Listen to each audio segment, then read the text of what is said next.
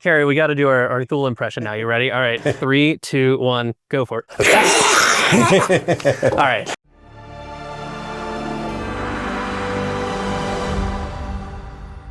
Hi, everyone. I'm Alexander, and I'm here today with Kari, and we're going to be talking about how to run Terror in Genzacon. Terror in Genzacon is a race against time, trying to disarm a major catastrophe that's going to occur underneath the city. From this, we can also expect a lot of dungeon crawling. Like with all of the Genzacon adventures, it's set in the Gloomport. But this time we get to leave Genzacon Citadel, which, we don't get to in the first two. So when you're meeting with your players in a convention for this game, you want to make sure that they understand that this game is going to have a lot of combat, a lot of stress on their characters, not necessarily the players. Making sure that they know, like, hey, this is a race against time. You know what I mean? You're going into the sewers are dangerous. Just making sure they understand the gravity of the situation. But past that, convention games always kind of have a level of, beer and pretzels kind of style of gaming. It's a little bit more lighthearted than of an atmosphere you might be able to get at home because, you just don't have the same attachment to your characters.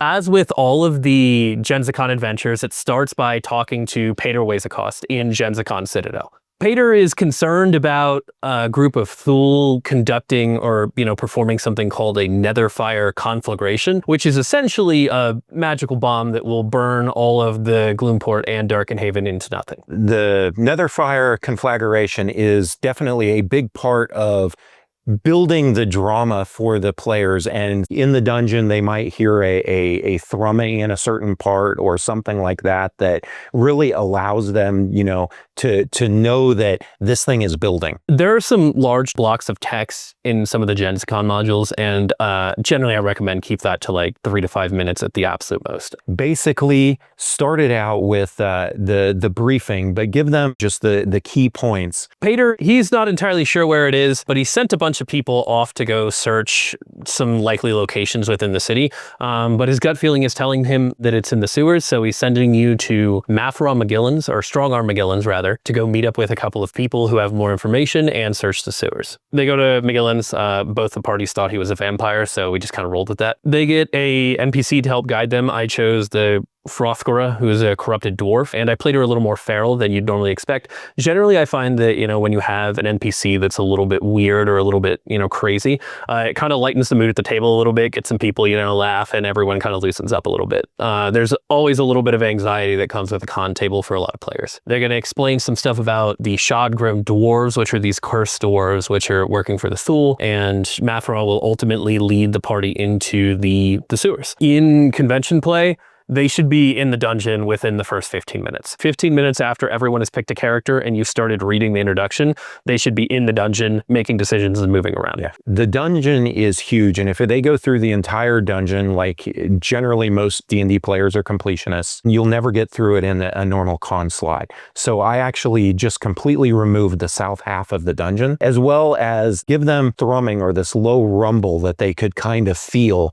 and allowed them to make some perception checks or survival checks to be able to determine which way it was coming from. That way they had something to lead them to where the power was building up. In the sewers, there is 3 areas. An area that's just got some cisterns, and those cisterns give us gooey monsters and other types of monsters that are encountered along the way. There is one area in the dungeon that you need to be cautious of if your players come into, and there are basically some energy cells that if they touch them, it basically will destroy anybody in the room. Make sure you're giving lots of clues to them that, hey, this is a very dangerous area, and basically anybody who's touched any of these things can actually be destroyed pretty much instantly. Once they've kind of found their way through those part of the sewers, they come to the Shadowgrim dwarves hideout, basically.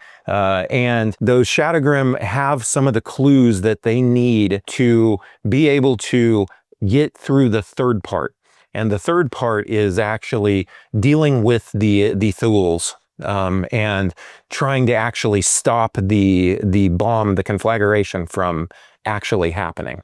In the sewers, what I recommend is you don't need to worry really about the map. You can just move around encounters however you please. It's like a 16 to 24 hour module that's being condensed into 4 hours of play. So just move around the encounters, pick which ones are your favorite, and then run those. Some of these fights are a little bit more kind of basic D&D, and some of them are a little bit more gooey. I'd move away from some of the more generic type fights like encounters with patrols and stuff like that, and focus on definitely one of the goos, a couple of the unique monsters like the parasites or the Odia, I believe is what they're called. Otyung or yeah.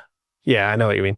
They're like the trash compactor monster. Yeah, but it's something that is just a little bit different. And if you place it in an interesting spot, it can really kind of add to the uniqueness of a Gooey Cube module. The Thule are, well, they're creatures of corruption. They're pretty much the only creatures that we've introduced that are really from corruption. But they honestly don't feature much in the module until the end, especially at convention play. If you really want to make about the Thule, you could cut everything about the dwarves and instead just replace it with parasites and Thulic thralls and other stuff like that, just kind of, building up this threat, if that's the route you want to take, and just have those happen in the sewer. Pick 2 of them, but ultimately I had the guide just lead them through and then take them down a back passage or something. In my case, it was an elevator that led them into the full chambers. That led them directly to this first intersection they run into, T3, right here.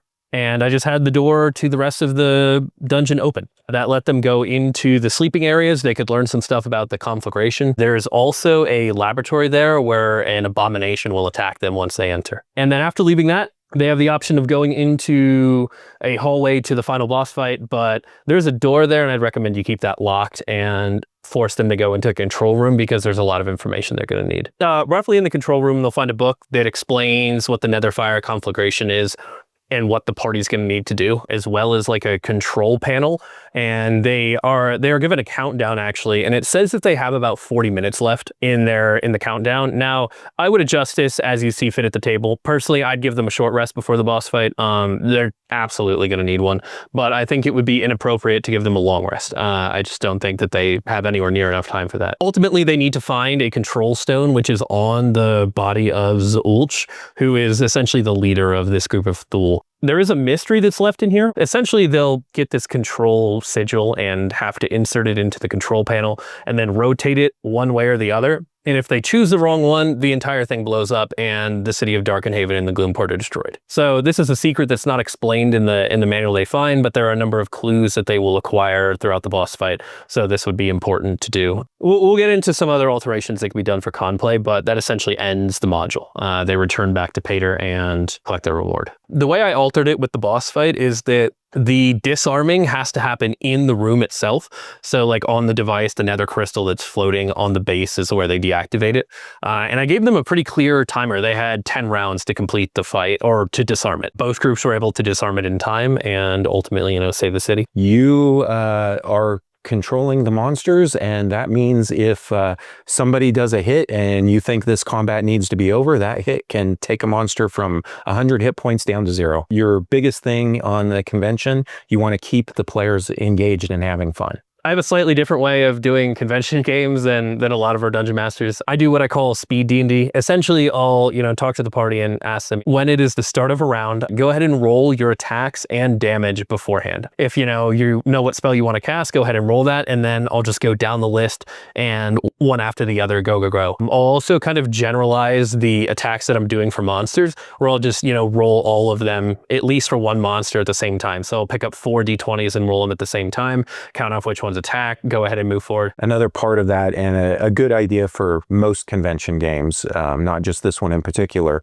use the average damage. It saves you a ton of time of trying to count up dice, and when you're rolling, everybody's just sitting watching you. The key is really moving forward and kind of keeping the pace, momentum, and energy up. People could wait around for 5 minutes for their turn to come back up, but if they're already rolled, then it takes 5 minutes to do a round instead of one turn. And just some ideas, if you really want to up the pressure at a con game, I'd check with your players first, But, you know, getting like a little timer or like a chess clock could be something. You know, they only have 30 minutes in real life to complete this and turn it down, or, you know, turn off the machine. Otherwise, it's going to blow up, regardless of, you know, how long you take on turns or other stuff. This could be more stress than some players are really willing to undertake for convention games or even, you know, D&D in general. So I really would just check with your players first, but, you know, if they're down for it, then it could be a cool experience. So just a couple of additional, you know, GM tips, reminders. We actually didn't mention this previously, but there are a couple of wards and traps in the sewers that get deployed. And if the party is sneaking through the yellow areas in there, they lose invisibility, lose illusions. There's an alarm that goes off. The red areas have traps, which will injure the party. You can throw some of these in if you want during con play. There are a ton of magic items that are available in this. A lot of them are as rewards to that Pater offers the players for completing the mission. In a con, I think there's a couple of options. You could either give them a bunch of them up front to choose from. That way, it kind of speeds up their selection as everybody's reading them and passing them around. The other option would be to disperse them either in spots in the dungeon or on some of the monsters. That way, they find them, they automatically attune to them because of the energy going through the crystal. If you wait till the end, they don't get to play with all of these awesome new magic items. One other thing to add to that, don't forget to hand out your Gooey rewards at the beginning. That's generally something that's like pretty beneficial for cons. Just tossing everyone a Gooey reward, you know, just helps. It's a lot of fun. Yeah. Sometimes those Gooey reward cards, some of them they can turn in and they can completely change a fight just by using that Gooey reward card. And it makes them feel pretty awesome when it happens. So you can get paralyzed quite often in this dungeon. Paralysis is quite crippling for a character. Some of the creatures in here, the paralysis lasts for a very long time. It'll last them through the entire fight. Remember that this module is designed for levels 8 to 11, so it's expected that your characters are going to have abilities that are beyond those of lower level characters, but it still might be something where maybe they need something to remove paralysis, especially if they don't have a cleric with them that can do like greater restoration, or if the cleric themselves becomes paralyzed. You could replace the you know, paralysis that's induced by pretty much everything in the Thule lair with like a slow of some sort. Maybe it reduces their movement speed by 10 feet. If you don't want to do slow, maybe it gives them, you know, just the poisoned condition instead of paralyzed. Yeah, that worked perfect. You will be able to complete the boss fight without too much adjustment other than what we've already discussed, removing paralysis, some of that stuff. Generally, I'd recommend using the lower hit point values for most of the monsters that you're going to run into. The fights are pretty tough otherwise. But, you know, if you give the party the ability to do, you know, some short rests throughout the adventure, it's probably not too bad. In convention play, you could also decide, you know, I don't really want to adjust the hit points too much and then give them a long rest, but they're going to need one if you run it at the full difficulty. I'd also consider reducing some of the damages a little bit, just, you know, especially if the party doesn't have a cleric and healing. And also, as well as the damage, some of the save DCs. Maybe just lower it 1 or 2, and you all of a sudden go from somebody is not succeeding to the poison to somebody is. That's actually something, I'm really glad you brought that up. That's something I'd like to just suggest in general for like perception, insight, investigation. Those DCs, I'd recommend you reduce them by 3 to 5, all of them for convention play, because it's just going to move the game along a lot faster. You don't have to have everybody rolling at the same time, and the players will succeed significantly more often in a convention, and they're only there for 4 hours. You know what I mean? We want them to have fun. Anyway, so in conclusion, if you're running this at a con, you know, you want to keep the energy up, you want to keep the momentum going. They should kind of feel that, a little bit of that stress of, you know, this is really time sensitive. A good idea, you know, that was suggested from someone in the room is that you can kill your party. If, you know, if they mess up or if it doesn't go the way you want it to, or the way they want it to, at the end, you know, in the boss fight, they could die. The conflagration could go off and consume the city. I would say that this is a great module to run, especially as it gets a little bit more into some of the unique things in Gooey Cube. So it is definitely one that is fun for your players and fun as a GM because there's consequences if they fail. May all your adventures be sticky.